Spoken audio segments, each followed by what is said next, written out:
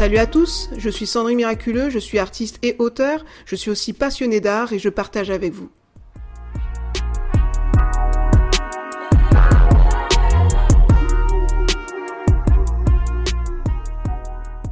Nouvelle année, nouveau niveau, comment devenir un artiste victorieux en 2021 ?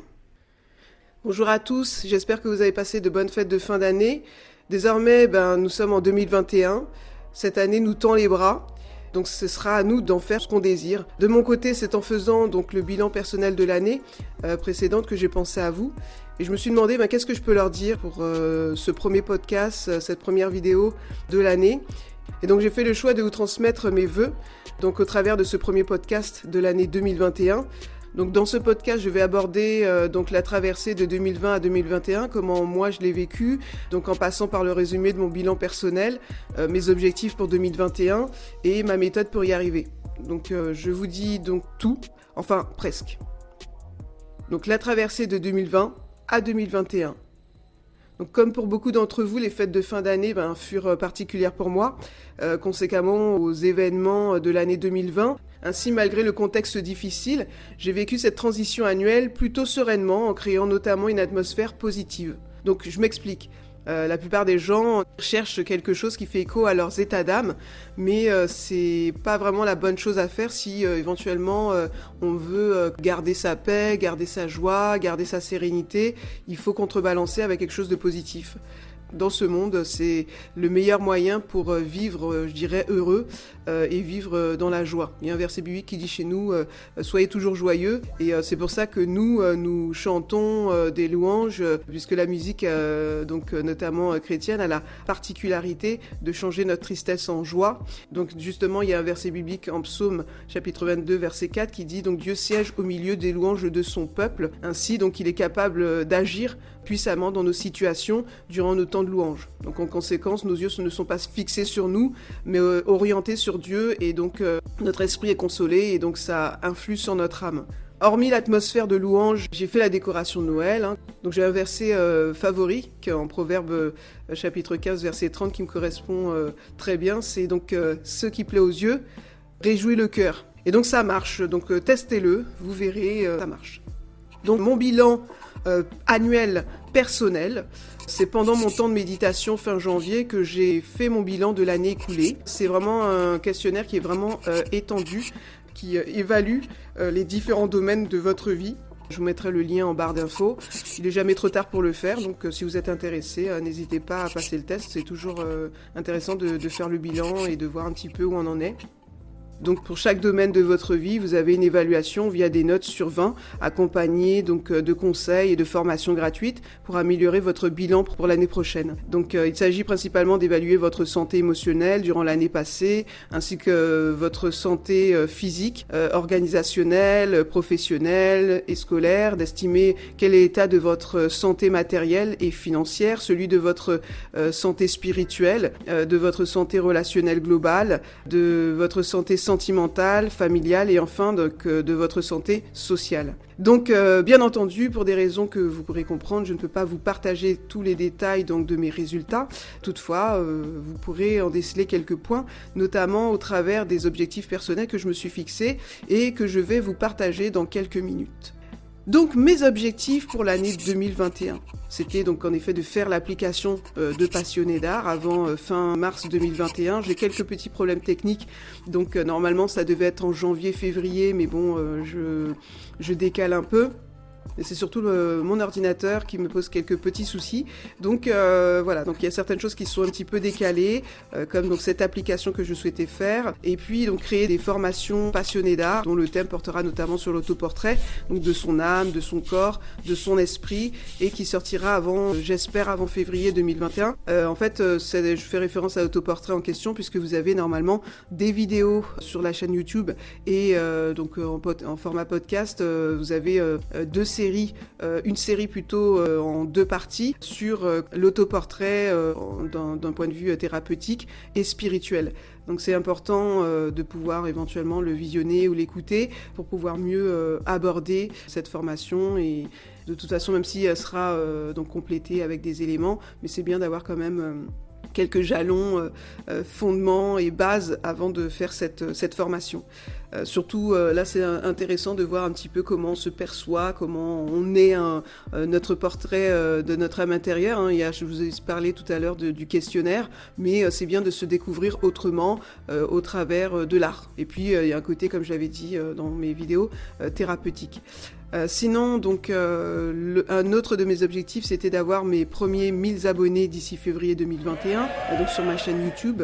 Donc, c'est important de pouvoir avoir une communauté qui grandit. Donc, d'ailleurs, je pense à remercier tous les auditeurs. Donc de France, j'ai vu que j'avais aussi c'est 50% d'auditeurs en France, 47% aux États-Unis, en Allemagne, j'avais aussi des auditeurs en Belgique récemment, j'ai vu en Irlande et au Canada. Vous pouvez également visionner les vidéos sur YouTube. N'hésitez pas à vous abonner sur ma chaîne et puis je vous mettrai le lien d'ailleurs en barre d'infos. Donc merci pour votre confiance et j'en profite vraiment pour vous remercier pour la confiance que vous me portez. J'espère que vous serez encore plus nombreux dans cette nouvelle année à me suivre, à m'écouter. En tout cas, je crois à l'exponentialisation de la communauté de passionnés d'art. Je suis quelqu'un de foi. Je crois que la communauté va grandir et qu'on va pouvoir échanger davantage ensemble. Merci pour ceux qui ont mis des commentaires également sur YouTube. Ça me fait plaisir. Toutefois, donc, je ne vais pas m'étendre davantage sur mes objectifs, car j'en ai 12 sur lesquels je prie régulièrement. Mais j'ai une question pour vous. Est-ce que vous croyez que les objectifs accompagnés de prières suffisent ? Bien sûr que non. Ma stratégie pour l'année 2021, je vais vous la partager. Donc, il y a un verset en Luc, chapitre 14, versets 28 à 29, qui dit « Mais qui est celui qui d'entre vous, qui voulant bâtir une tour, ne s'assied premièrement et ne calcule la dépense pour voir s'il a de quoi l'achever, de peur qu'après avoir posé les fondements, il ne puisse l'achever, et que tous ceux qui le verront ne se mettent à le railler. » Donc c'est vrai que les fois c'est bien de marcher par la foi, moi je suis plutôt fervente de ce type de démarche, comme le dit ce verset, c'est bien d'évaluer, de mesurer les choses avant de s'engager dans un projet, et c'est justement, la prière c'est bien, mais c'est bien d'avoir aussi une stratégie, je dirais, divine. Ainsi, chers passionnés d'artistes, la foi sans les œuvres sont mortes. Donc êtes-vous de ces personnes pragmatiques ? Moi, oui. Mais le fruit et les résultats ne sont pas toujours au rendez-vous. Alors qu'est-ce qu'on fait dans ces cas-là ? Eh bien, on persévère. Il faut persévérer. C'est vrai que je fais ça depuis quelques années maintenant. Je n'ai pas commencé mes activités, vous l'aurez compris, seulement depuis cette année. On va dire des activités en ligne que j'ai commencé l'année dernière. Mais le domaine de l'art, j'y suis depuis belle lurette. Et donc, si comme moi, vous persévérez dans ce qui vous semble un désert sans fin, par moment, eh bien continuez encore en cette nouvelle année. Je pense que ça, on n'a pas le choix, c'est d'avancer, car le chemin parcouru et ce qui vous reste à parcourir est forcément moindre. D'ailleurs, c'est connu, on s'arrête souvent quand on est à 2 doigts de la percée. Pour ma part, j'ai pris des décisions drastiques, comme me lever encore plus tôt que d'habitude le matin, et donc forcément me coucher plus tôt. L'autre stratégie, donc, c'est commencer une formation gratuite. J'ai abordé une formation gratuite de 40 jours, notamment sur les finances. Donc au vu de l'année que nous avons passée, c'est plus que de rigueur. Et là, vraiment, le but, c'est de rattraper ou de récupérer ce qu'on peut avoir perdu. Dieu s'intéresse à l'argent, on le voit. Il y a beaucoup je crois que j'ai cru lire, il y a 2000 passages ou versets qui concernent l'argent dans la Bible. Donc Dieu s'y intéresse. C'est pas une question d'avoir de l'amour de l'argent. Dieu ne veut pas qu'on soit dans la pauvreté ou en carence ou en difficulté ou dans des limitations financières. Il veut qu'on soit prospère à tous les égards, comme prospère l'état de notre âme. C'est un verset biblique et notamment donc c'est son désir pour nous. Et moi je veux justement vivre ce verset biblique. Je souhaite lire davantage de livres. Ça c'est ma stratégie aussi. Par manque de connaissances, mon peuple périt. Ça aussi c'est un verset biblique. Donc Dieu est un Dieu de culture, de connaissances, et il faut s'équiper. Et pas seulement pour la connaissance, mais pour à s'améliorer. Je veux dire, dans la vie de tous les jours, passer une bonne année, c'est pas simplement se le souhaiter, c'est aussi pratiquer comme du sport et autres, ce que je fais déjà. Donc moi, ce que j'appelle une lecture dynamique. Je ne lis pas qu'un livre, c'est pas trop mon truc. J'ai du mal en fait à me positionner sur un seul livre. Je vagabonde un petit peu au niveau de l'esprit. La lecture, en fait, je n'aime pas forcément ça. Du coup, j'ai 3 livres en ce moment: Briser l'intimidation, Ronin, un livre en anglais que je suis en train de lire. Et puis il y a aussi 1984 de George Orwell. Donc voilà, je sais ce que je lis en ce moment, donc j'ai pas toujours la possibilité de faire exactement tous les jours parce que des fois je suis débordée, mais en tout cas quotidiennement, la plupart du temps, là maintenant depuis quelques mois, j'ai pas attendu 2021 pour le faire, depuis quelques mois je me suis... Parce qu'il y a des livres des fois qu'on a, et puis qui restent comme là, hein, sur les bords du canapé ou sur un coin de notre chevet, ou voilà, et qui restent là et on n'a pas le temps, ou les fois même dans les transports, enfin voilà, on est sur notre téléphone, mais là vraiment je me suis dit, c'est même... donc ce que je fais, moi, c'est lire une page éventuellement pour chaque. Donc je me lève, donc c'est d'où le fait de se lever plus tôt aussi. Une page de chaque. Et finalement, l'air de rien, ça marche, hein, puisque progressivement, même si c'est une page chaque jour pour chacun des livres, eh bien, on avance. Et justement, donc je suis, comme je disais tout à l'heure, sur Briser l'intimidation de John Beaver, car je dois traiter avec mon manque d'assurance. Ça aussi, ça fait partie, donc justement, d'une de mes stratégies. Également pour cette année 2021, c'est donc avoir plus d'assurance. Donc ainsi, tous les matins, depuis le 1er janvier, je fais ce qu'on appelle des affirmations ou des confessions bibliques pour créer de l'assurance.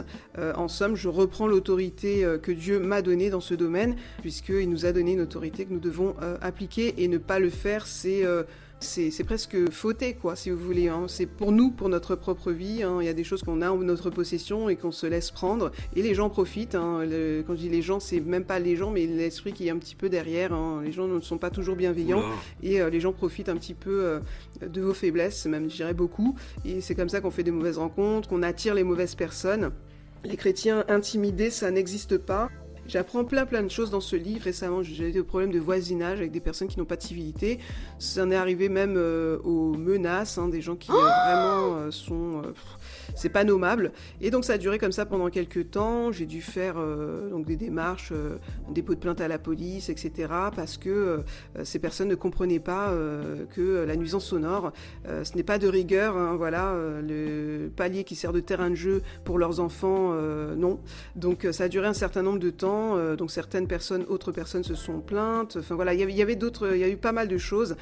Et du coup, j'apprends dans ce livre que parfois, en effet, pour avoir la paix, eh bien, il faut, confronter les gens. Alors, je parle pas de faire la guerre. Prier, c'est très bien. C'est pas que la prière ne marche pas, mais Dieu veut qu'on affronte nos peurs ou nos craintes. Et c'est vrai que quand il y a des gens qui pratiquent de l'intimidation, c'est pas une question de proportion, de taille, voilà. Il y a des gens qui ont un esprit d'intimidation et qui exercent ça sur des gens. Ça peut être dans le travail, en formation, comme là, moi, j'ai eu. Donc voilà, il a fallu faire ça pour pouvoir briser cette intimidation et que ces gens arrêtent de faire leur vacarme, hein, puisque c'était sans cesse, ça devenait pathétique, puisqu'ils faisaient exprès, enfin vous savez, les voisins qui ont tendance à vous harceler, et il faut confronter ces personnes, perdre son temps, quitte à perdre sa demi-journée pour aller faire des démarches. Faut être parfois procédurier. Dieu a créé des lois divines, mais il a aussi créé toute une structure, hein, on voit aussi dans la Bible. Donc moi, c'est pas la première fois que je dois faire ce type de démarche, hein, malheureusement, parce que parfois il faut passer par des lois juridiques. Comme tu as des lois spirituelles, tu as des lois civiques, tu as des lois juridiques, il faut les utiliser quand on a essayé de discuter, on a essayé de trouver des terrains d'entente à l'amiable. Et bien il y a des gens qui veulent rien entendre. Ça peut être à ce niveau-là, ça peut être au niveau du travail. Moi j'ai dû aussi passer par ce biais quand à une certaine époque, j'ai dû passer par les prud'hommes, faire des courriers, etc., au siège, etc., pour pouvoir récupérer des documents. Parfois, il faut passer par ces biais-là, même au niveau artistique, hein, faire appel à un procureur pour mener une enquête, pour récupérer des chèques. Parfois, il faut être procédurier, hein. Et voilà, donc c'est ce que j'apprends au travers de Briser l'intimidation. John Beaver, qui est un auteur à succès, il a écrit plein de livres. En tant que chrétien, on a tendance un peu à vouloir pratiquer la patience, l'amour, la douceur, etc. Parfois, il faut confronter, ne pas se laisser intimider, comme Élie soudainement avait été intimidé par Jézabel. Et parfois, il faut confronter son Goliath, il faut confronter, comme David a confronté Goliath, il faut confronter les gens. Il y a des gens qui veulent vous ramener à leur niveau. Non, tout en donnant l'exemple, il faut rester au-dessus. parfois on a tendance à négliger certains domaines de notre vie et qui ne nous semblent pas primordiales. Parfois il y a des situations comme celle-ci, l'intimidation, des choses comme ça. Donc ce sont des faiblesses et ces faiblesses parfois deviennent nos propres ennemis. Donc elles nous emmènent dans un trou ou une fosse d'où seul Dieu peut nous sortir. Donc ainsi le mal n'est pas exclusivement dû à nos fautes. Néanmoins, nos propres failles finissent par devenir notre fardeau et nous mènent à l'autodestruction. Donc, et c'est pour ça, pour ma part, qu'il est hors de question que ça continue cette année. Donc, que Dieu ne veut qu'on ait peur de personne, qu'on n'ait pas peur non plus de nos finances, d'être dans le manque. Il veut pas qu'on vive dans la peur, dans les craintes, dans les insécurités. Il veut pas qu'on se laisse intimider par des personnes, par des situations. Les fois, vous avez des opportunités. Je crois que j'avais déjà partagé un petit peu dans certains de mes podcasts. Toutes des choses, des fois, qu'on a une espèce de peur, de trouble intérieur ou des choses comme ça. Enfin, chacun, on a nos luttes. Eh bien, être victorieux, c'est aussi ça, c'est travailler à notre intériorité toujours, encore et toujours et poursuivre et jusqu'à ce qu'on soit inébranlable. Alors, chers passionnés d'ardistes, Dieu peut vous frayer un chemin dans votre vie en 2021. Cependant, rappelez-vous que vous avez également votre part à faire. Ainsi, donner 50, 60 ou 80% de vous ne sera pas suffisant pour avoir un succès dans vos entreprises cette année. Or, si vous êtes à 100% et que Dieu est à 100%, eh bien, ça donnera 200% de réussite dans vos projets. Donc, c'est ça, vivre le miracle. Et donc, ma question, c'est, est-ce que vous êtes prêts ? Donc je vous remercie pour de me répondre dans les commentaires. Est-ce que vous êtes prêts ou pas ? Est-ce que vous êtes motivé ou pas par cette année ? Est-ce que donnez-moi vos ressentis. Et puis bien sûr, donc vous connaissez les 3 mots magiques pour ceux qui me suivent sur YouTube. Likez, partagez, commentez. Également sur les podcasts, si vous pouvez transférer, partager les contenus que je propose. Si vous pensez que ça peut édifier quelqu'un, encourager quelqu'un. Merci de m'avoir écouté, c'était Sandrine Miraculeux, donc sur Passionnée d'art. Allez, à bientôt, au revoir.